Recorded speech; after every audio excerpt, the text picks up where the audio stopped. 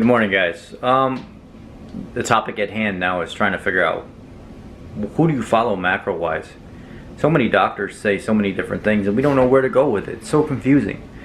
You got Dr. Eric Berg that says one thing, you got Dr. Feeney and Volek that says something else, you got Thomas DeLauer that's become a new internet sensation where he's got millions of subscribers. He's a writer, editor of a magazine or something like that, and he trains celebrity athletes. The guy's a science-based guru. I mean, then you have Dr. Eric Westman and Dr. Ken Berry and all these Tim Noakes and Dave Feldman, and you just don't know who to listen to anymore. So I want to break down some of the things that could possibly be causing issues for you, and I want to tell you what each doctor in a nutshell believes. It's not exactly, these are just my words from things that I've seen, and I challenge you based off what you see from me to find out what works best for you. So I'm going to take you to my whiteboard here and I'm going to show you some things that I have wrote down that break down each person's theory or opinion even more.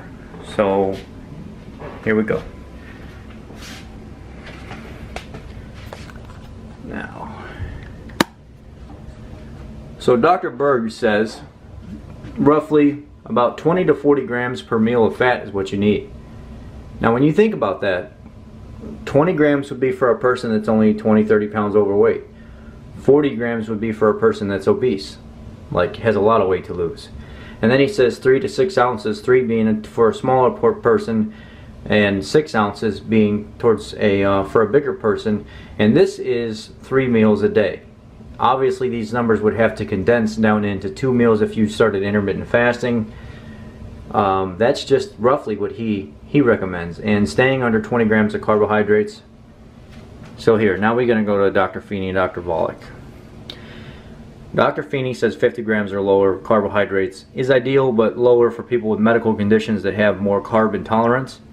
Now, if you go here, 1.8 kilograms, or 1.8 times your body weight in kilograms, it roughly comes out to 162 grams of fat for me. No, 1.8 times my weight in kilograms for protein comes out to 219.6 grams of protein per day for me. That's one thing I've seen for Dr. Feeney and Volek, one way to calculate it.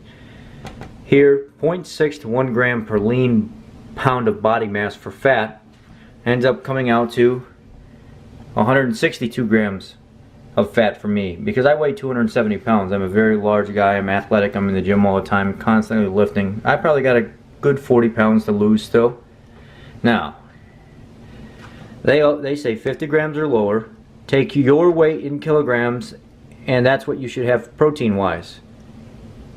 Your weight in kilograms times 1.8, that's what you should have. And then your fat should be 0.6 to 1 gram per lean body mass. So you got to figure out what your lean body mass is and then go from there. Also, this is another way to calculate protein for them. Desired body weight in kilograms. For me, it's 225 pounds is what I feel optimal at. In kilograms, that's 122. So I take my desired weight in kilograms times 1.5 gives me 153 grams of protein. Now that number is pretty close to this number up here. That, as I stated, 1.8 times your body weight in kilograms should give you your protein. This seems to be a little bit more accurate for me. Desired body weight times 1.5. So my desired body weight in kilograms, guys, 225 pounds, converts to 122 in kilograms times 1.5, 153 grams of protein per day. And then, if I went by their keto gains, what they say Feeney and Volek want is 0.6 to 1 gram of fat per lean body mass. So if that's the case, I should be having 162 grams of fat and 219 grams of protein per the Keto Gains website, or 153 grams of fat, or I mean 153 grams of protein and 162 grams of fat. This is where all this crap gets confusing.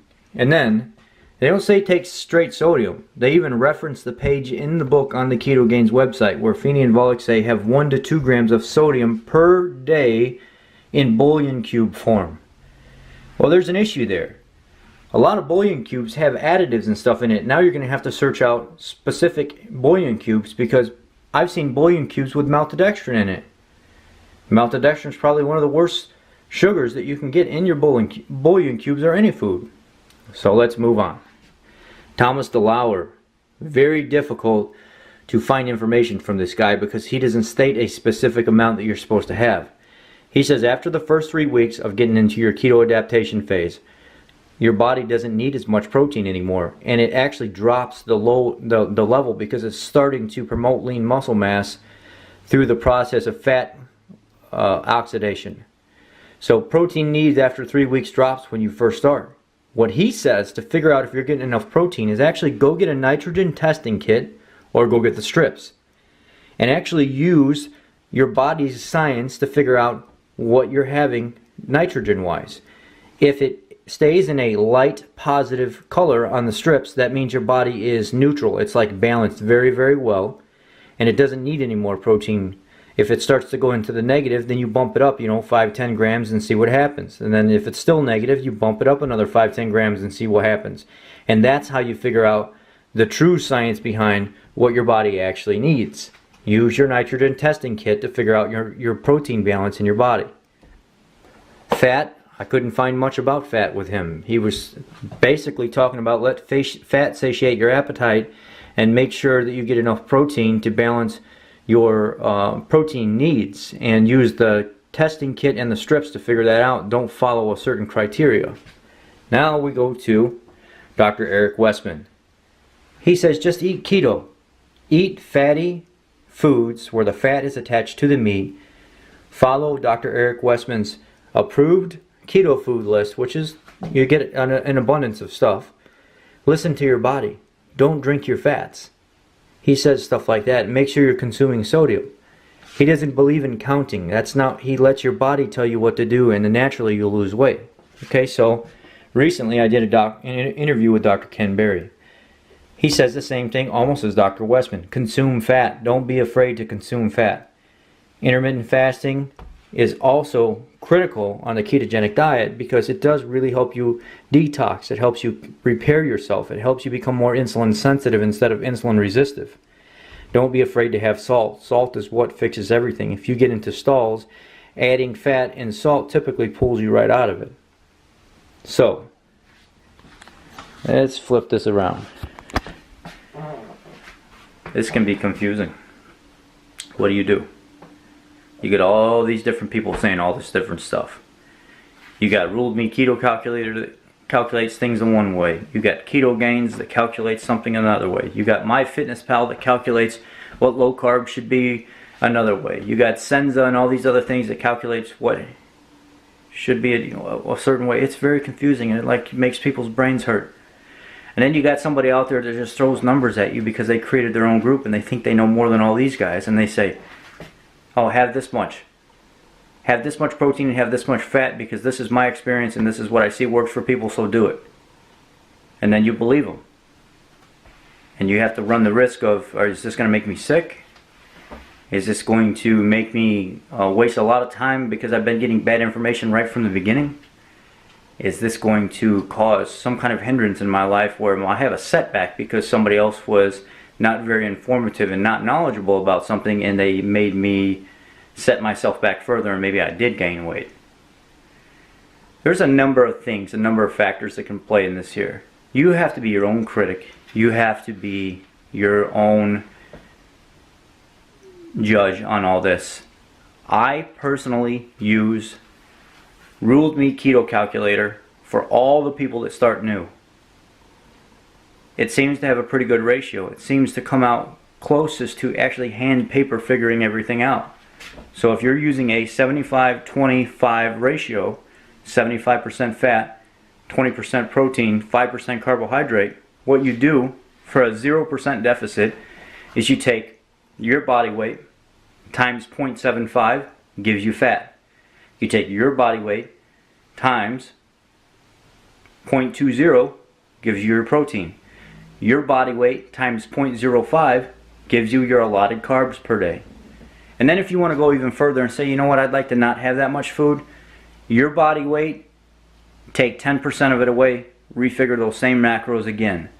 If you're still saying, you know what, I still think it's too much food for me, I want to try something to see if I can get rolling here and make my macros a little bit easier to consume, then you take your body weight, 20% away from that, and then that new number you'll calculate the new number times 0.75 for fat, the new number times 0.20 for protein, the new number times 0.05 for carbs, and you leave it at that.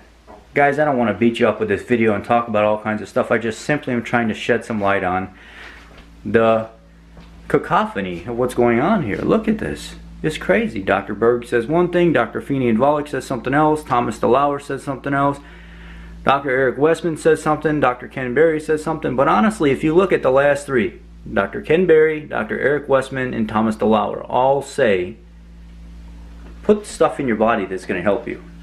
Don't be scared to have fat. Make sure you are getting some protein to promote lean muscle mass, but there's no point in getting crazy tracking everything all the time. They call it lazy keto, but if you look at the common denominator here, even partially with Dr. Eric Berg, he's just giving some general numbers out there that simply work for some people because people want numbers, but he's not actually pushing real hardcore, go track all this. Go, you gotta have this number, it's a must. He also says the same thing, you gotta figure out what works for you. And I've even seen videos with Stephen Finney, he says the same thing. Everybody's not gonna be the same. Some people can have up to 100 grams of carbs and still stay in a state of ketosis. That just all depends on how intolerant that person is. I was just watching a video with him where he said some people got to be as low as 25 grams, 35 grams. They can't go up to 55 or 50 grams of carbs. Every person is different. So as you walk through this journey, try to find the most neutral state of mind to figure out what works for you. Honestly, if I was you, I would take pen to paper. I would use my weight times my ratios just like I explained. And I'll show you real quick what that would look like, and then I'm going to get off of here. So I'm going to flip this down and then switch it around. So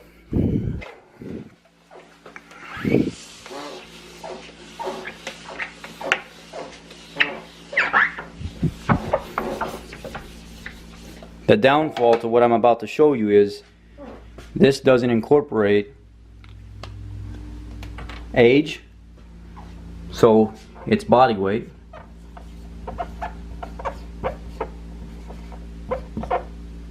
times 0.75 times 0.20 or times 0.05. And this is fat, protein, carbs. So body weight times 0.75, body weight times 0.20, body weight times 0.05, and that will give you your totals.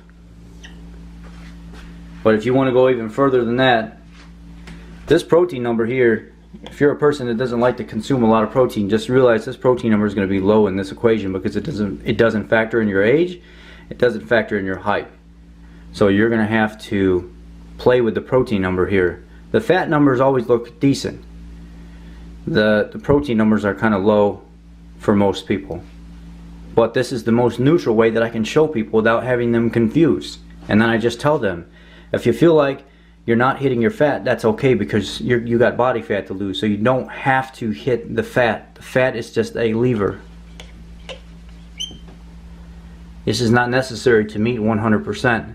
This one here, you should meet it. This one here, you never have to meet it. So you can also change this number, your total numbers in this category here, by taking 10% away from your body mass or 20% away from your body weight, and then plugging that number in here times 0.75 times 0.20 times. So that's it, guys. That's where I'm at right now. I'm sorry this is taking so long, but I have to explain it to you, and it's very confusing. I'm hearing more and more daily. People are like, who do I listen to? I don't know who to listen to. Well, unfortunately, it is what it is, and this is me just trying to explain things. You got to figure out what works for you. You can't really hold anybody accountable for your macros anymore, because these doctors, these people out here are just giving you a starting point. They're just giving you an idea. Ultimately, you have to try to figure it out. It's kind of like confusing, because now you're like, well, why the hell didn't I do that to begin with then, instead of wasting all this time being in all these groups, following all these YouTube channels and stuff? Honestly, you're right. Why? Because you want support. That's why. And that's what we're here for. That's what I'm here for anyway.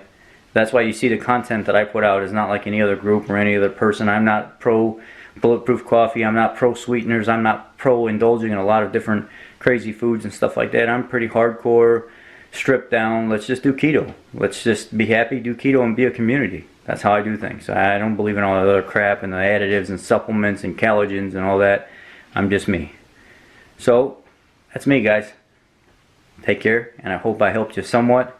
Probably confused you a little bit more, but at least now you know all the different ways that people talk about doing stuff. Alright, keto on.